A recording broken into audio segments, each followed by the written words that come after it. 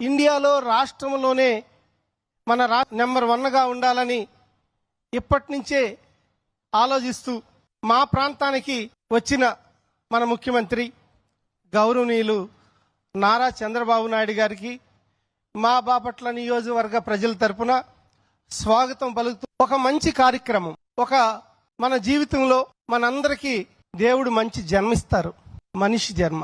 మన అందమైన జీవితానికి ఆహ్లాదంగా మన జీవితం అనుభవించాలని, ముందుకు తీసుకెళ్లాలని తల్లిదండ్రులు వాళ్ళ పిల్లలని ఎప్పుడూ భావిస్తూ ఉంటారు. ఆర్థికంగా వెనుకంజలో ఉండి ఇటు గవర్నమెంట్ స్కూల్స్ లో జాయిన్ చేసి వాళ్ళ పిల్లలు కూడా కాన్వెంట్ చదువులు పెద్ద పెద్ద చదివిన చదువులు పిల్లలతో సమానంగా పోటీలు పడాలని కలలుగంటా ఉంటారు. గత కాలంలో గత 5 సంవత్సరాల్లో స్కూలు వ్యవస్థ ఎలా దెబ్బతింది, ఎలిమెంటరీ స్కూలు వ్యవస్థ ఎలా దెబ్బతింది అనేది మీకు మాటల్లో